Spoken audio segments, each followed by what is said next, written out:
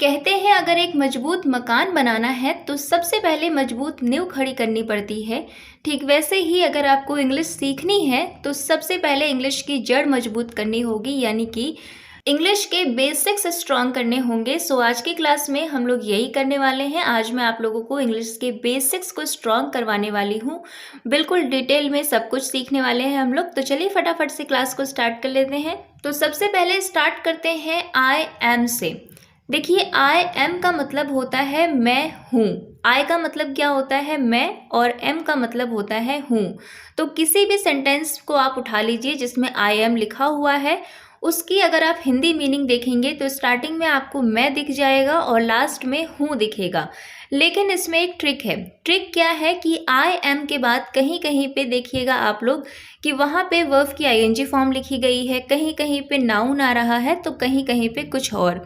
तो हम कैसे समझेंगे कि कौन से सेंटेंस का क्या मीनिंग है, क्या सेंस निकलेगा? इसे समझने के लिए मैं आप लोगों को बहुत ही इजी ट्रिक बता रही हूँ। देखिए आई एम के 3 मतलब होते हैं। पहला मतलब तो आप लोगों को पता है, इसका मतलब होता है मैं हूँ। दूसरा मतलब होता है मैं कैसा हूँ, और तीसरा इसका मतलब होता है मैं कर रहा हूँ। मैं हूँ मतलब कब निकलेगा? जब आप लोग आई एम के बाद कोई नाउन लगाएंगे, यानी कि किसी भी चीज़ का नाम। जैसे मैं एक टीचर हूँ, तो देखिए सेंटेंस के स्टार्टिंग में क्या आ रहा है? मैं, और लास्ट में आ रहा है हूँ। तो इतना तो कंफर्म है कि जो इंग्लिश में सेंटेंस बनेगा उसकी स्टार्टिंग आई एम से होगी। तो हम लिखेंगे आई एम। इसके बाद क्या लिखा हुआ है? मैं क्या हूँ? एक टीचर, तो हम लिखेंगे अ टीचर। अब यहाँ पे जो टीचर है वो क्या है? वो एक नाउन है। तो बेसिकली जब हम लोग आई एम के बाद नाउन का यूज़ करते हैं तो वहाँ पे हम अपनी आइडेंटिटी बताते हैं, यानी कि पहचान बताते हैं कि मैं क्या हूँ। एक और एग्जांपल देखिए, जैसे मेरा नाम सोनी है तो मैं बोलना चाहती हूँ कि मैं सोनी हूँ, तो मैं बोलूँगी आई एम सोनी। इसी तरह से मैं एक छात्र हूँ, आई एम अ स्टूडेंट। अब आई एम का दूसरा मतलब होता है मैं कैसा हूँ। ये मतलब तब निकलता है जब आप लोग आई एम के बाद एडजेक्टिव लगाते हैं। एडजेक्टिव मतलब ऐसे वर्ड्स जो आपकी विशेषता बताएं। देखिए एडजेक्टिव को हिंदी में क्या बोलते हैं? विशेषण, है ना। और विशेषण का क्या मतलब होता है? ऐसे शब्द जो आपकी विशेषता बताते हैं। तो इसीलिए जब आप आई एम के बाद एडजेक्टिव लगाते हैं तो ये इसका सेंस ये निकलता है कि मैं कैसा हूँ। एग्जाम्पल से समझिए, मैं खुश हूँ, तो यहाँ पे क्या बताया जा रहा है? यहाँ पे मेरी स्थिति बताई जा रही है, मेरी फीलिंग, मेरी कंडीशन बताई जा रही है कि मैं कैसी हूँ। तो मैं खुश हूँ तो हम बोलेंगे आई एम हैप्पी। मैं थका हुआ हूँ, आई एम टायर्ड। मैं व्यस्त हूँ, आई एम बिजी। यहाँ पे जितने भी वर्ड्स आए हैं आई एम के बाद, जैसे हैप्पी, टायर्ड, बिजी, ये सभी के सभी क्या हैं? एडजेक्टिव हैं, जो अगर आई एम के साथ लग जाते हैं तो क्या बताते हैं? प्रेजेंट में हमारी स्थिति बताते हैं कि मैं कैसा हूँ या मैं कैसी हूँ। Okay, clear. अब देखिए आई एम का लास्ट मतलब निकलता है मैं कुछ कर रहा हूँ या कर रही हूँ। ये मतलब तब निकलेगा जब आप आई एम के बाद वर्ब की आईएनजी फॉर्म, यानी कि वर्ब की फोर्थ फॉर्म लगाएंगे। तो प्रेजेंट में अभी आप जो कुछ भी कर रहे हैं उसे बताने के लिए आप आई एम के साथ वर्ब की आईएनजी फॉर्म लगाएंगे।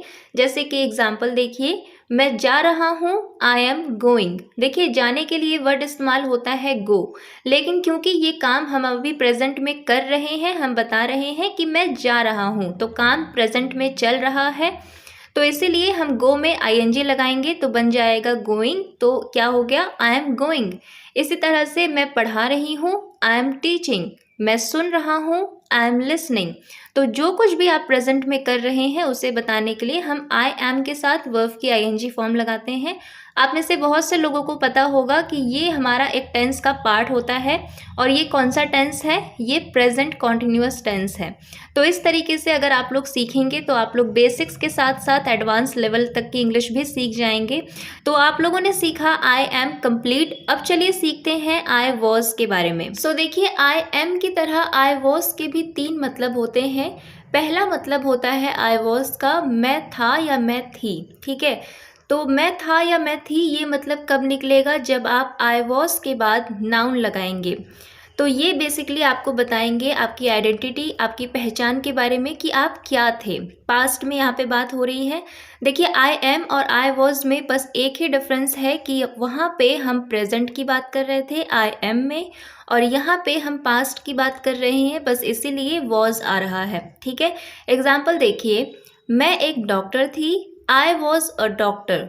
मैं एक टीचर था, आई वॉज अ टीचर। इसी तरह से अगर आपको बोलना हो कि मैं बच्ची थी तो आप बोलेंगे आई वॉज अ चाइल्ड। जैसे आप बोलते हैं ना कि अरे यार उस समय मैं बच्ची थी, तो आप इंग्लिश में बोलेंगे I was a child at that time. ठीक है, तो इस तरह से आप आई वॉज के बाद जब नाउन लगाते हैं तो वो आपकी पहचान बताता है पास्ट में कि आप क्या थे। अब आई वॉज का सेकंड मतलब होता है मैं कैसा था। ये बताता है कि आपकी फीलिंग, आपकी कंडीशन पास्ट में क्या थी, आपकी हालत क्या थी पास्ट में। तो ये मतलब तब निकलेगा जैसे कि हम लोगों ने आई एम में देखा, जब हम आई एम के बाद एडजेक्टिव लगाते हैं यानी कि विशेषण, तो वहाँ पे मतलब निकल रहा था मैं कैसा हूँ। अब यहाँ पे आई वॉज के बाद अगर आप एडजेक्टिव लगाएंगे तो यहाँ पे मतलब निकलेगा मैं कैसा था। एग्जाम्पल से समझिए, मैं उदास थी, आई वॉज सैड। मैं थका हुआ था, आई वॉज टायर्ड। मैं व्यस्त था, आई वॉज बिजी। तो इन सभी सेंटेंसेस में क्या बताया जा रहा है, इन सभी सेंटेंसेस के थ्रू हमें ये बताया जा रहा है कि मैं पास्ट में कैसा था या कैसी थी। अब देखिए आई वॉज का लास्ट मतलब होता है मैं कर रहा था या कर रही थी। तो जब आप पास्ट में कोई काम कर रहे थे और वो काम पास्ट में कंटिन्यू था तो वहाँ पे आपको आई वॉज के बाद वर्ब की आईएनजी फॉर्म लगानी होती है। देखिए इसके पहले आप लोगों ने देखा कि जब आई एम के साथ वर्ब की आईएनजी फॉर्म आ जाती है तो वो हो जाता है प्रेजेंट कॉन्टिन्यूअस टेंस, है ना। तो ठीक वैसे ही जब आई वॉज के बाद वर्ब की आईएनजी फॉर्म लग जाती है यानी कि वर्ब की फोर्थ फॉर्म लग जाती है तो ये बन जाता है पास्ट कॉन्टिन्यूअस टेंस। देखिए आई एम और आई वॉज में कोई भी डिफरेंस नहीं है, बस टाइम का डिफरेंस है। वहाँ पे हम प्रेजेंट की बात कर रहे थे, यहाँ पे हम पास्ट की बात कर रहे हैं। तो यहाँ पे देखिए एग्जाम्पल, मैं सो रही थी, तो मेरे सोने का काम पास्ट में कंटिन्यू था, चल रहा था। तो यहाँ पे हम आई वॉज के बाद वर्ब की आईएनजी फॉर्म लगाएंगे तो सेंटेंस बनेगा आई वॉज स्लीपिंग। मैं टीवी देख रहा था, आई वॉज वॉचिंग टीवी। मैं वीडियो बना रही थी, I was making a video. Okay, so next है आई विल। देखिए आई विल थोड़ा सा ट्रिकी होता है। आई वॉज और आई एम तो सिंपल होते हैं, आपको बस ये ध्यान रखना था कि कब नाउन लगाना है, कब एडजेक्टिव, कब वर्ब की आईएनजी फॉर्म। लेकिन यहाँ पे इन चीज़ों के अलावा आपको कुछ और भी ऐड करना होता है। आप सिर्फ आई विल के बाद नाउन, एडजेक्टिव या वर्ब की आईएनजी फॉर्म नहीं लगा सकते हैं, वो गलत हो जाएगा। सो देखिए आई विल के मेजर 3 मतलब होते हैं। सबसे पहला इसका मतलब होता है मैं बनूंगा या मैं रहूंगा। तो मैं बनूंगा या मैं रहूंगा ये मतलब कब निकलेगा, ये मतलब तब निकलेगा जब आप लोग आई विल के बाद या तो नाउन लगाएंगे या फिर एडजेक्टिव लगाएंगे। देखिए अगर आप आई विल के बाद नाउन लगाते हैं तो इसका मतलब निकलेगा कि आप फ्यूचर में अपनी पहचान बताना चाहते हैं कि मैं क्या बनूंगा या मैं क्या होऊंगा। जैसा कि हम लोग इसके पहले देख रहे थे, अगर प्रेजेंट में बताना हो कि मैं क्या हूँ, मतलब अपनी पहचान बतानी हो प्रेजेंट में, तो हम आई एम के बाद नाउन लगा रहे थे ना। और पास्ट में अगर बताना हो कि मैं क्या था, यानी कि पास्ट में अपनी आइडेंटिटी बतानी हो, तो वहाँ पे भी हम लोग आई वॉज के बाद नाउन लगा रहे थे।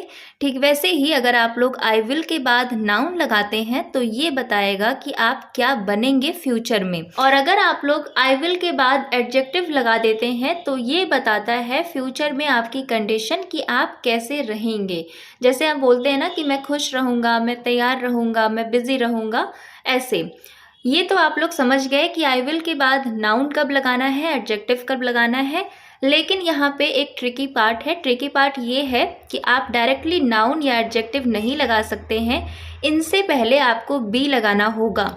एग्जाम्पल से समझिए, जैसे कि देखिए मैं एक टीचर बनूंगी, तो फ्यूचर में हम कुछ बनने की बात कर रहे हैं तो नाउन लगाएंगे आई विल के बाद, लेकिन उससे पहले हमें क्या लगाना होगा, बी। तो सबसे पहले हम लिखेंगे आई विल, उसके बाद लिखेंगे बी, क्योंकि ये लगाना मैंडेटरी है, हम डायरेक्ट नाउन या एडजेक्टिव नहीं लगा सकते हैं। इसके बाद अब हम नाउन लगाएंगे अ टीचर, तो सेंटेंस हो जाएगा I will be a teacher. अगर आप ऐसे बोलते आई विल अ टीचर तो सेंटेंस गलत हो जाता, ठीक है। एक और एग्जाम्पल देखिए, मैं खुश रहूँगा, तो यहाँ पे आपका सेंटेंस बनेगा आई विल बी हैप्पी। इस सेंटेंस में हैप्पी एडजेक्टिव है, क्योंकि यहाँ पे आप क्या बता रहे हैं कि आप फ्यूचर में कैसे रहेंगे। मैं खुश रहूँगा, आई विल बी हैप्पी। इसी तरह से मैं सावधान रहूँगी, आई विल बी केयरफुल, तो केयरफुल यहाँ पे एडजेक्टिव है जो कि ये बता रहा है कि मैं फ्यूचर में कैसी रहूँगी, सावधान रहूँगी, सो आई विल बी केयरफुल। तो इस तरीके से आप लोग आई विल के बाद सबसे पहले बी लगाएंगे, उसके बाद नाउन या एडजेक्टिव लगाएंगे। नाउन तब लगाएंगे जब आपको बोलना हो कि मैं क्या बनूंगा या मैं क्या होऊंगा, और एडजेक्टिव तब लगाएंगे जब आपको बोलना हो कि मैं कैसा रहूंगा, ठीक है। अब देखिए, आई विल का दूसरा मतलब होता है मैं करूँगा या मैं करूँगी, और ये मतलब तब होता है जब आप डायरेक्ट आई विल के बाद वर्ब की फर्स्ट फॉर्म लगा देते हैं। जैसे कि एग्जाम्पल देखिए, मैं जाऊँगा, आई विल गो, मैं तुम्हें फ़ोन करूँगी, आई विल कॉल यू, मैं पढ़ाई करूँगा, आई विल स्टडी। तो इस तरीके से जब आप लोग आई विल के बाद डायरेक्ट वर्ब की फर्स्ट फॉर्म लगा देते हैं तो उसका मतलब होता है कि आप फ्यूचर में कोई काम करेंगे, ठीक है। और जिन लोगों ने भी टेंस पढ़ा है उन्हें पता होगा कि ये टेंस का पार्ट होता है। ये कौन सा टेंस है? ये सिंपल फ्यूचर टेंस है। तो यहाँ पे विल के बाद बी लगाने की कोई ज़रूरत नहीं होती है, हम डायरेक्ट आई विल के बाद वर्ब की फर्स्ट फॉर्म लगाते हैं, जिसका मतलब होता है कि मैं फ्यूचर में कुछ करूँगा, ठीक है। अब देखिए, आई विल का तीसरा मतलब होता है मैं कर रहा होऊंगा या मैं कर रही होंगी।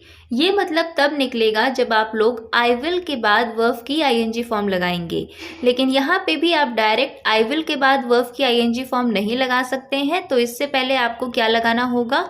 बी। तो आप आई विल बी के बाद वर्ब की आईएनजी फॉर्म लगाएंगे तो मतलब निकलेगा मैं कर रहा होऊंगा या कर रही होंगी। जब आप फ्यूचर में कोई काम कर रहे होंगे और वो काम कंटिन्यू चल रहा होगा उस वक्त, तो वहाँ पे आप ये स्ट्रक्चर फॉलो करेंगे। और ये भी टेंस की कैटेगरी में ही आता है। ये कौन सी टेंस की कैटेगरी है? ये है फ्यूचर कॉन्टिन्यूअस टेंस, ठीक है। एग्जाम्पल देखिए, जैसे मैं पढ़ा रही होंगी, आई विल बी टीचिंग। मैं सो रहा होऊंगा, आई विल बी स्लीपिंग। मैं काम कर रही होंगी, आई विल बी वर्किंग। देखिए, सिंपल फ्यूचर और फ्यूचर कॉन्टिन्यूअस टेंस में डिफरेंस होता है, इन दोनों में कंफ्यूज मत होइएगा। देखिए, जब आपको सिंपली ये बोलना हो कि आप फ्यूचर में कोई काम करेंगे तो वहाँ पे आपको आई विल के साथ वर्ब की फर्स्ट फॉर्म लगा देनी है।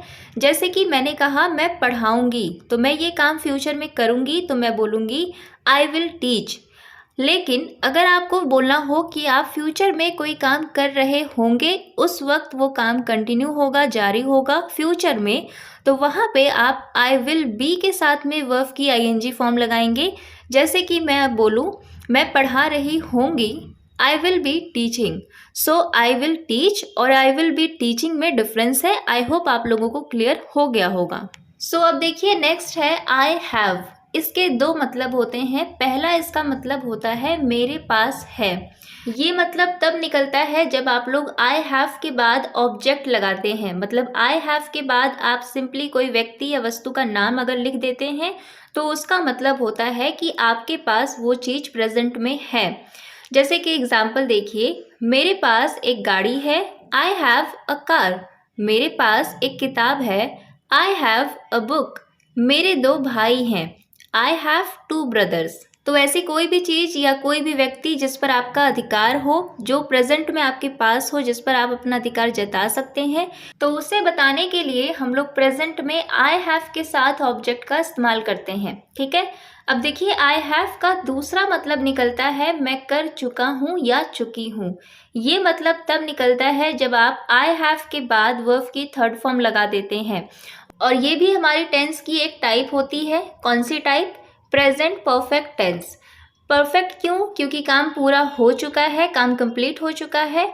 और प्रेजेंट क्यों? क्योंकि काम प्रेजेंट में पूरा हुआ है ना, तो इसीलिए इसे हम कहते हैं प्रेजेंट परफेक्ट टेंस। तो सिंपल है, अगर प्रेजेंट में आप कोई काम पूरा कर चुके हैं हो चुका है वो काम कंप्लीट, तो वहाँ पे आप आई हैव के साथ डायरेक्ट वर्ब की थर्ड फॉर्म लगाएंगे। एग्जाम्पल से समझिए, जैसे कि देखिए, मैं अपना कमरा साफ कर चुकी हूँ, तो कमरा साफ करने का काम पूरा हो चुका है और प्रेजेंट में ही हुआ है, तो हम बोलेंगे I have cleaned my room. मैं अपना कमरा साफ कर चुकी हूँ, I have cleaned my room. मैं ये फिल्म देख चुकी हूँ, I have seen this movie. मैं अपना काम खत्म कर चुका हूँ, I have finished my work. तो इस तरीके से जब आप लोग प्रेजेंट में कोई काम कर चुके हैं तो वहाँ पे आई हैव के बाद वर्ब की थर्ड फॉर्म लगानी है। अब देखिए, इसके बाद है आई हैड। देखिए, आई हैड के भी दो मतलब होते हैं, ठीक वैसे ही जैसे आई हैव के दो मतलब होते हैं।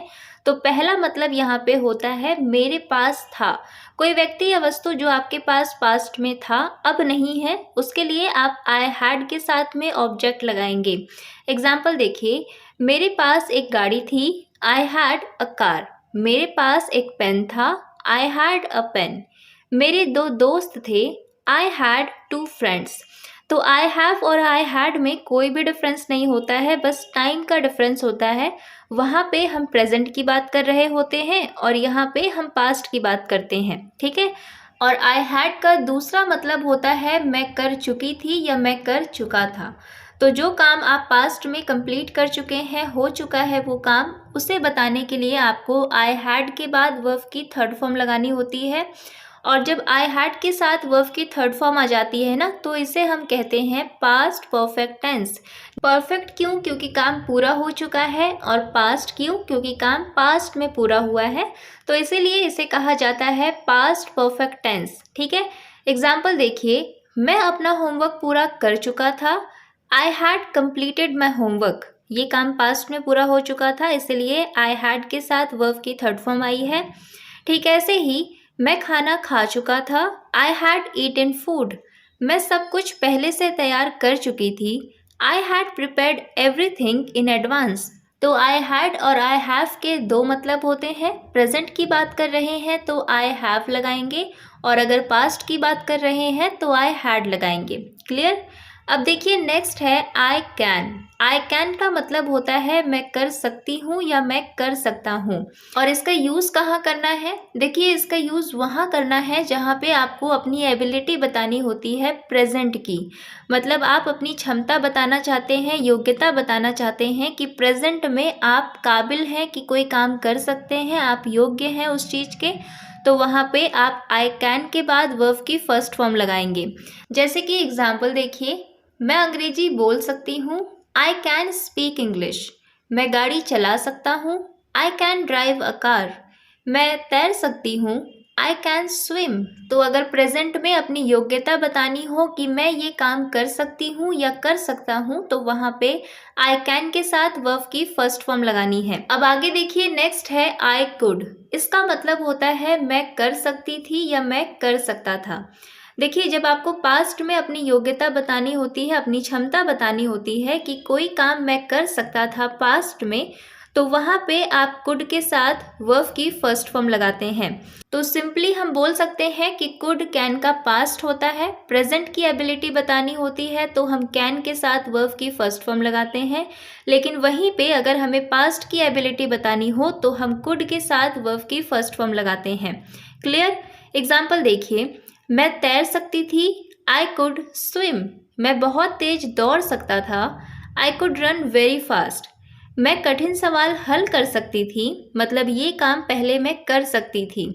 तो यहाँ पे हम बोलेंगे I could solve difficult questions. तो इस तरीके से आई कुड के साथ वर्ब की फर्स्ट फॉर्म का यूज़ किया जाता है जब आप पास्ट में कोई काम कर सकते थे वहाँ। अब नेक्स्ट है आई शुड। देखिए, आई शुड का हिंदी में मतलब निकलता है मुझे करना चाहिए। तो जो कोई काम आपको करना चाहिए, आप ऐसा बोलना चाहते हैं कि मुझे ये काम करना चाहिए, वहाँ पे आप आई शुड के साथ वर्ब की फर्स्ट फॉर्म लगाएंगे। जैसे कि एग्जाम्पल देखिए, मुझे जल्दी उठना चाहिए, I should wake up early. मुझे उसे फ़ोन करना चाहिए, आई शुड कॉल हर। मुझे अब जाना चाहिए, आई शुड गो नाउ। तो जो काम आपको करना चाहिए वहाँ पे हम आई शुड के साथ वर्ब की फर्स्ट फॉर्म लगाते हैं। अब देखिए, नेक्स्ट है आई डू। इसका मतलब होता है मैं करता तो हूँ। तो इसका यूज़ कब करना है? देखिए, इसका यूज़ वहाँ किया जाता है जहाँ पे जो कोई काम आप रोज़ करते हैं और आपको उस बात पे जोर देना है, एम्फेसाइज करना है कि अरे यार, मैं ये काम करता तो हूँ। तो वहाँ पे आप लोग आई डू के साथ वर्ब की फर्स्ट फॉर्म लगाएंगे। जैसे मैं आता तो हूँ, आई डू कम। मैं पढ़ाई करती तो हूँ, आई डू स्टडी। मैं उससे प्यार करता तो हूँ, आई डू लव हर। तो इस तरीके से जो काम आप डेली करते हैं, रोज करते हैं, और उसे आपको एम्फेसाइज करके बोलना होता है, जोर देना होता है कि मैं ये काम करता तो हूँ, तो वहाँ पे आप आई डू के बाद वर्ब की फर्स्ट फॉर्म लगाएंगे। अब नेक्स्ट है I did. I did I do का पास्ट होता है, तो इसका हिंदी में मतलब निकलेगा किया तो। जैसे हम बोलते हैं ना, मैंने उससे बात तो की, मैं आया तो, मैं बैठा तो, मैंने कम से कम बोला तो इस तरीके से जो काम आप कर चुके हैं उसे अगर जोर दे के बोलना हो, एम्फेसाइज करना हो कि मैंने ये काम किया तो उस केस में आप आई डिड के साथ वर्ब की फर्स्ट फॉर्म लगाएंगे। जैसे कि एग्जाम्पल देखिए, मैं आया तो बोलेंगे आई डिड कम। देखिए, अगर बोलना होता है कि मैं आता तो हूँ तो बोलते हैं आई डू कम, लेकिन जब बोलना हो पास्ट में कि मैं आया तो बोलेंगे आई डिड कम। इसी तरह से मैंने कोशिश तो की, तो यहाँ पे बोलेंगे आई डिड ट्राई। मैंने कोशिश तो की, आई डिड ट्राई। सो अब देखिए, नेक्स्ट है आई वुड। इसका मतलब होता है मैं करना चाहूँगा या मैं करना चाहूँगी। देखिए, जैसे हम बोलते हैं ना कि मैं चाय पीना चाहूँगा, मैं तुमसे बात करना चाहूँगी, मैं आपका नाम जानना चाहूँगी, तो इस तरीके के सेंटेंसेस में हम आई वुड का इस्तेमाल करेंगे और इसके बाद लाइक टू के साथ में वर्ब की फर्स्ट फॉर्म लगाएंगे। जैसे कि एग्जाम्पल देखिए, मैं आपका नाम जानना चाहूँगी, I would like to know your name. मैं तुमसे बात करना चाहूँगा, I would like to talk to you. मैं वहाँ जाना चाहूँगा, I would like to go there. तो जब कोई काम आप करना चाहेंगे ऐसे बोलना हो तो उस केस में आपको आई वुड के बाद लाइक टू के साथ में वर्ब की फर्स्ट फॉर्म लगा देनी है। ठीक है, ओके। सो इसके बाद है आई माइट। देखिए, आई माइट का मतलब होता है शायद मैं या फिर हो सकता है मैं। तो जब आपको पूरा यकीन नहीं होता है, यहाँ पे शायद लिखा हुआ है, इसका मतलब ही है कि आप श्योर नहीं हैं। तो जब आप श्योर नहीं होते हैं, सिर्फ पॉसिबिलिटी होती है कि शायद मैं ऐसा करूं या हो सकता है मैं ये काम करूं, उस केस में आपको माइट का यूज़ करना है और उसके बाद वर्ब की फर्स्ट फॉर्म लगानी है। जैसे कि एग्जाम्पल देखिए, शायद मैं वहाँ जाऊं, आई माइट गो देयर। हो सकता है मैं आपको बाद में फ़ोन करूं, I might call you later. शायद मैं कल आऊं, आई माइट कम टुमारो। शायद मैं आपकी मदद करूं या फिर हो सकता है मैं आपकी मदद करूं, तो बोलेंगे आई माइट हेल्प यू। तो इस तरीके से जिस काम को करने के लिए आपको पूरा यकीन नहीं होता है कि आप ये काम करेंगे, यानी कि आप श्योर नहीं होते हैं, तो वहाँ पे आपको आई माइट के साथ वर्ब की फर्स्ट फॉर्म का यूज़ कर लेना है। सो गाइस, आज की क्लास में आप लोगों ने इंग्लिश के बेसिक और इम्पॉर्टेंट मॉडल वर्ब्स और हेल्पिंग वर्ब्स को कवर किया है। सो आई होप आप लोगों का कॉन्सेप्ट क्लियर हो गया होगा। अगर आप लोगों का कॉन्सेप्ट क्लियर हो चुका है तो अब मैं आप लोगों को प्रैक्टिस के लिए कुछ सेंटेंसेस दे रही हूँ। इनका आंसर आपको कमेंट बॉक्स में कमेंट करके बताना है।